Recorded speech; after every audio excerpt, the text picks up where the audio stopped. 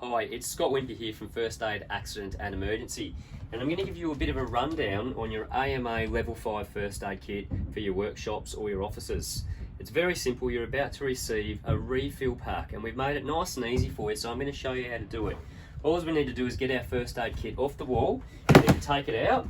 We grab the contents of the kit, whatever's left in there whatsoever, because we have expiry dates on all of these.